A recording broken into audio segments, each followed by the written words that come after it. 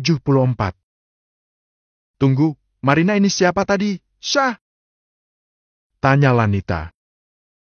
Gadis yang terobsesi dengan calon suamimu. Ucap Sharon santai dengan dagu tengadah, ciri khas Sharon. Perawat Sean juga namanya Marina. Wajahnya mirip, sih. Tapi rambut dan penampilannya jauh berbeda. Ucap Lanita. Maksudmu? Sean punya perawat baru? Gadis muda. Yang benar saja. Maunya apa sih itu orang? Sudah pura-pura buta masih saja cari perawat muda. Sharon mengerutkan kening. Enggak, Sean enggak cari. Tapi ada yang menawarkan diri. Nah, perawat itu namanya sama. Marina, wajahnya juga mirip. Hi, ini dia nyamar jadi perawat. Tukas Sharon menunjuk Marina. Oh. Lanita pura-pura lugu. Sika, makanannya lama. Gimana sih ini restoran? Gerutu Sharon. Kalian gosip aja terus sambil nunggu makanan datang. Sudah tahu resto penuh. Sabar. Marina berkata pelan tapi sinis seraya melenggang berlalu kembali ke dalam resto. Sharon hanya menaikkan sebelah cuping hidungnya memandangi kepergian Marina. Jadi dia satu kampus dengan kita? Gumam Lanita. Ya. Oh, kapan kalian menikah? Tanya Sharon masih bersidekap. Hari Sabtu malam. Hanya pesta sederhana. Cukup mengundang kerabat saja. Oh, maaf. Aku malah membicarakan pernikahanku. Ucap Lani merasa tak enak. Sudahlah, aku sudah tak lagi memikirkan Sean. Karena pada awalnya perasaanku padanya tidak terlalu kuat. Aku hanya mengincar hartanya dan Sean tahu itu. Tepis Sharon. Apa kau sungguh-sungguh? Ujar Sharon tetap dengan wajah angkuhnya. Tapi kini tampak lebih bersahabat. Patah hati terbesarku bukan Sean sebetulnya, melainkan Mama. Ucap Sharon. Hening. Syah, aku belum bisa bicara ke Mama. Mama sibuk luar biasa. Ujar Lani tak enak. Mau bicarakan hal apa? Jangan mengemis untukku. Aku tidak suka dikasihani. Makanan datang. Sharon lega karena pembicaraan mengenai Dean terhenti. Sabtu malam nanti itu double party, Syah. Maksudmu? Sharon menyeruput minumannya. Mama nikah sama Oma Rick.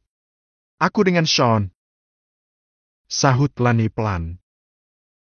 Oh, ya? Sharon tampak sedikit terkejut. Kamu mau datang, kan? Tanya Lani. Sharon terdiam. Kau ini polos atau gimana, Lani? Mengundang mantan istri calon suamimu dan mantan anak mamamu ke pesta pernikahan kalian? Coba itu otakmu ditaruh di mana? Ucap Sharon santai seraya menyantap makan siangnya. Nada ucapannya biasa saja, tidak bernada sarkas ataupun sinis. Maaf. Ucap Lani. Makanlah. Hentikan dulu membahas soal Sean dan mamamu. Sebahagia itu kau sekarang sampai mengesampingkan perasaanku. Ujar Sharon lagi dengan sikap cuek. Lani tersenyum. Ucapan Sharon memang benar, tapi Lani tidak melihat kebencian dalam ucapan Sharon. Lani berharap dia bisa menjadi teman Sharon. Ngomong-ngomong soal Marina, apa benar kamu tak tahu apa-apa tentang dia? Tanya Sharon. Lanita menggeleng. Sean juga tak bilang apa-apa. Lanita menggeleng lagi. Selama menikah dengan Sean, kamu juga anteng. Tak ku dengar soal Marina. Ucap Lanita. Marina belum beraksi, tapi aku sudah tahu. Hanya saja kuanggap angin lalu dan tak pernah aku mengadu pada Sean. Aku sibuk shopping dan mengambil hati Sean. Tapi ya seperti itulah dia, dingin. Sudahlah. Macet sudah terurai. Aku pergi. Bye. Sharon tak menghabiskan makanannya. Dia berlalu dengan sikapnya yang cuek. Lani, Sharon sedikit berbeda, ya. Desis Parmiah. Lebih bisa bersahabat denganku ya, Bu. Sahut Lani. Tapi tetap saja karakter angkuhnya masih ada. Tukas Parmiah. Ya, tak apa-apa. Asal hatinya sudah membaik, aku senang. Semoga saja aku bisa berteman dengannya, Bu. Entah kenapa meski memang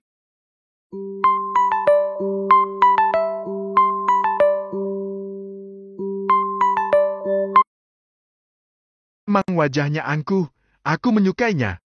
Sean pernah bilang, Sharon tidak jahat. Sharon hanya gadis manja dan senang menghamburkan uang. Itu saja. Parmiah hanya menghela napas dalam. Penilaian calon suamimu semoga saja benar, nak. Josh menemui Sean di kantornya. Awalnya Sean heran ada apa gerangan Josh ingin bertemu dengannya. Kini Josh dan Sean duduk berhadap-hadapan di ruangan Sean. Oke, aku tak pandai berbahasa basi. Aku kesini hanya ingin minta maaf karena sudah menjadi bayangan Sharon selama dia jadi istrimu. Ucap Josh. Sean tersenyum kecil. Bukankah sebelum aku menikahi Sharon kau sudah ada main dengan Sharon? Josh menghela napas dalam. Aku mencintai Sharon dan tak pernah rela dia jadi milikmu. Tapi tetap saja aku harus minta maaf karena posisiku saat itu memang bersalah. Tak seharusnya merayu dan juga memaksa Sharon tetap berhubungan denganku. Bukankah kalian sama saja?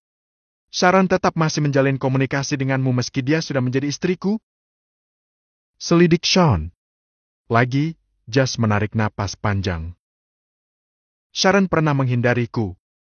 Dia memblokir semua nomorku. Dia bilang, dia ingin menjadi istri yang baik untukmu. Tapi entah kenapa tiba-tiba satu hari dia menghubungiku lagi. Kami pun bertemu lalu komunikasi kembali terjalin dengan lancar.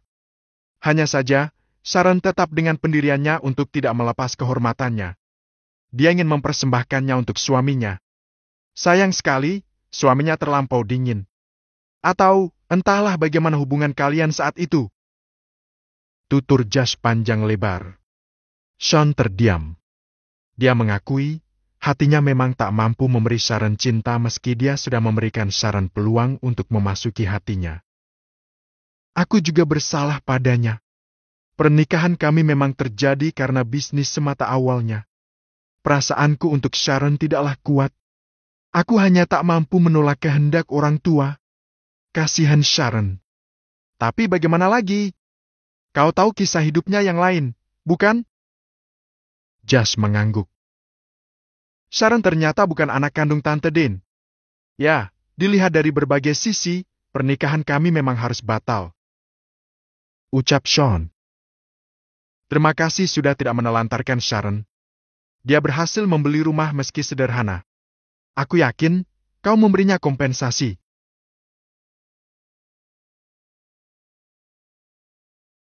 Sharon sebetulnya gadis yang baik. Meski ada yang dia sembunyikan, tapi dia lebih sering terbuka. Dia bukan gadis yang munafik dan aku menghargai sisinya yang tampak terbuka. Ucap Sean. Baiklah, sepertinya permintaan maafku ke sini sudah kau sambut dengan baik. Niatku tulus dan ingin tetap bersama Sharon. Hanya saja Sharon sedang butuh waktu sendirian. Aku tetap akan menunggunya. Sekali lagi, aku minta maaf, Sean. Ucap Josh sungguh-sungguh. Sudahlah, semua sudah berlalu. Kejarlah Sharon dan bahagiakan dia kalau memang benar kau tulus mencintainya. Sahut Sean. Sean dan Josh bersalaman erat.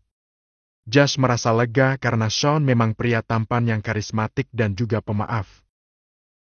Aku senang kau sembuh dan bisa melihat lagi setelah bercerai dari Sharon. Andai kau memutuskan untuk sembuh saat masih bersama Sharon, aku semakin kesulitan merebutnya darimu. Bisik Josh. Sean mengekeh seraya menggeleng. Titip Sharon, perjuangkan dia. Oh, ya, aku akan menikahi Lanita. Acaranya bersamaan dengan pernikahan mamanya. Kau bisa datang dengan Sharon. Ucap Sean. Aku tak yakin Sharon akan mengajakku. Keluh Josh. Yakin dan pasti bisa. Sean memberi semangat. Keduanya tampak baik dan akrab kini. Sean melupakan masa lalu yang sempat merasa diinjak-injak harga diri Mia oleh Jas karena insiden ciuman Sharon dan Jas di kamarnya dulu.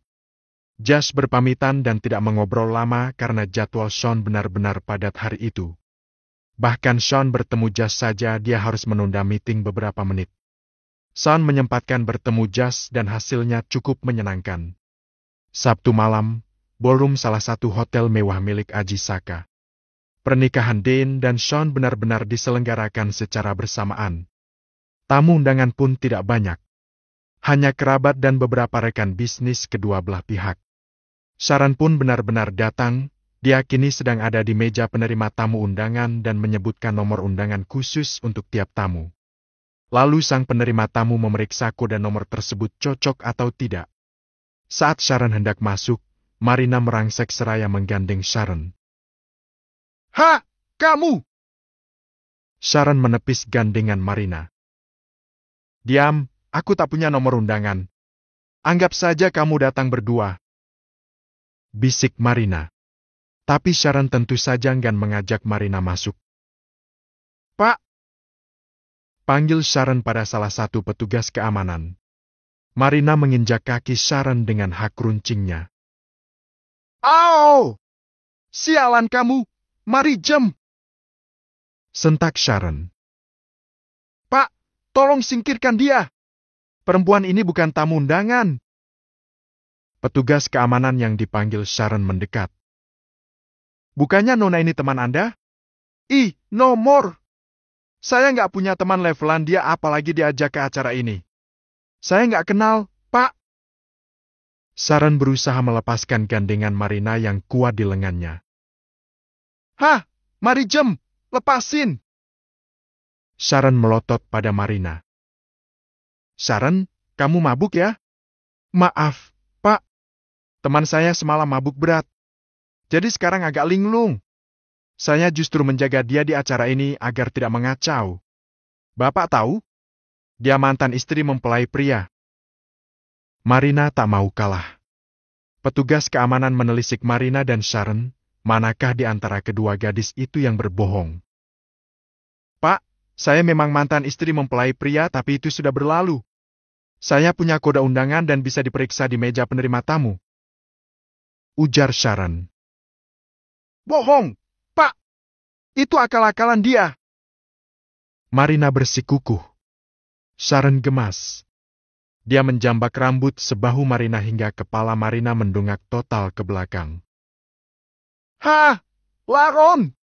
Lepas! Sakit!" jerit Marina. "Kamu yang cari gara-gara. Pergi dari sini dan jangan jadi ulat bulu. Gatal amat sih kamu jadi perempuan." Sentak Sharon masih saja menjambak rambut Marina. "Pak, tolong, Pak. Dia menyakiti saya," jerit Marina. Marina tak mau kalah. Dia menendang tungkai Sharon dan menjambak rambut panjang Sharon. Maka terjadilah pergulatan seru antara kedua wanita cantik itu. Rambut mereka sudah tak keruan bentuknya.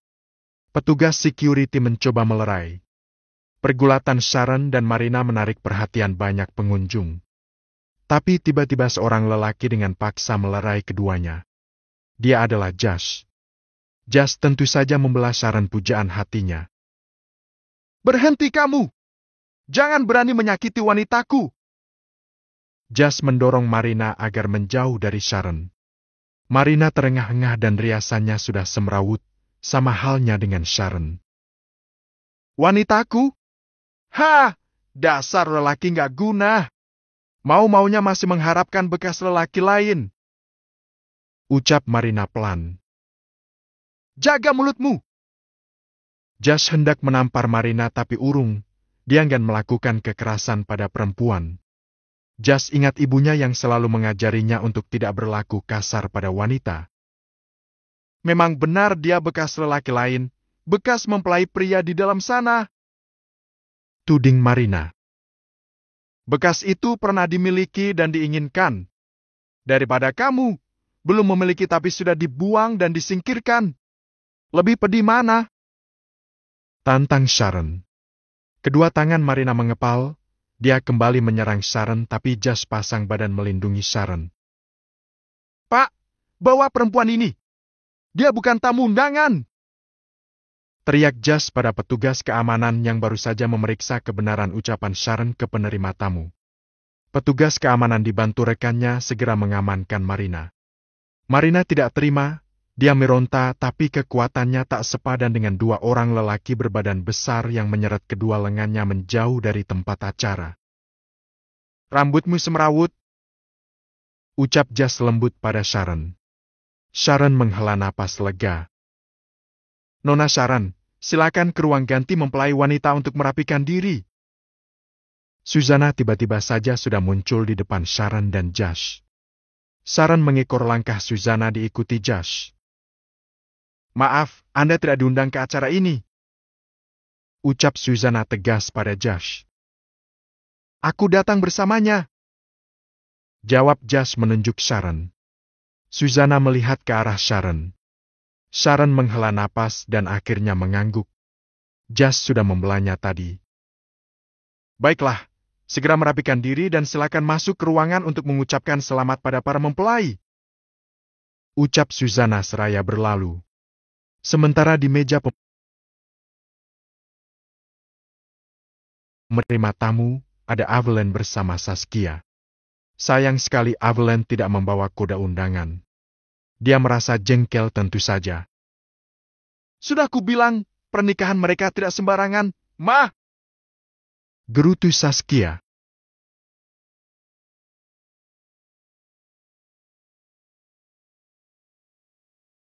Tapi Mama kesini bukan mau mengacau, Kia. Ini pernikahan kakakmu, loh. Sahut Evelyn. Evelyn menelepon Aji Saka tapi tak berhasil mendapat persetujuan untuk masuk ke ruangan acara. Dia mendengus kesal. Sudahlah, ayo kita pulang lagi. Saskia tak henti-henti menggerutu. Mana Aleska? Tanya Evelyn. Ngapain nanya dia? Dia bukannya mengajakmu, tapi dia nggak kasih undangan. Sementara untuk masuk ke sana harus melewati meja penerima tamu dan kasih kode undangan, Ma. Saskia tampak kesal pada Evelyn. Evelyn tak kehilangan akal. Dia segera menelepon Aleska. Tak lama Aleska muncul lalu menyapa kedua wanita cantik tersebut. Kenapa berdiri di sini? Ayo, masuk. Ajak Aleska. Kamu kan hanya mengajak tapi nggak kasih undangan. Kami nggak bisa masuk karena harus pakai kode undangan. Gerutu Saskia. Oh, tak masalah. Kalian ikut saja denganku. Ayo. Aleska mengajak Saskia dan Evelyn berjalan bersamanya. Saat kembali melewati meja penerima tamu, Aleska berujar. Kedua wanita ini datang bersamaku. Sang penerima tamu hanya mengangguk sopan. Namun tetap saja usaha Aleska dijegal Danisha yang tiba-tiba keluar dari ruangan acara. Ailes, antar Mama ke mobil.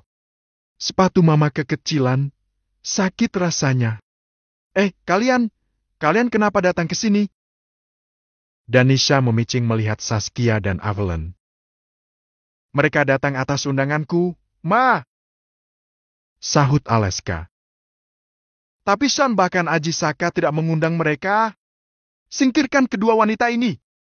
Kamu jangan melawan. Mama takut mereka mengacau karena bukan tamu undangan tapi memaksa datang. Ma, Tante Eve dan Saskia ini orang baik. Mama ini kenapa selalu curiga terus sih? Mereka bukan levelan kita. Danisha mendelik tipis pada Eve. Tante senang main game, ya? Perasaan selalu bilang level-levelan. Aku juga suka main game, loh, Tante suka main game apa? Gimana kalau kita mabar? Ujar Saskia tersenyum manis. Ini lagi, gadis muda ngaco. Aduh, Eyos! Kamu sudah ditikung Sean menikah dengan Lani malah dapat gadis ini. Danisha memijat pelipisnya pening. Kia, bagaimana kalau kamu mabar sama Om saja? Tante Danisha sukanya shopping dan arisan. Dia juga gaptek. Davin muncul dengan sikap santai di antara mereka. Aleska Mese melihat mamanya melotot pada Davin. Papa! Tukas Danisha. Ayo, Ma. Papa gendong ke mobil ganti sepatu yang kekecilan. Davin tiba-tiba membopong Danisha dan berlalu hendak menuju mobil mereka di parkiran hotel. Danisha ingin berontak tapi dia senang kala Davin berbisik di telinganya.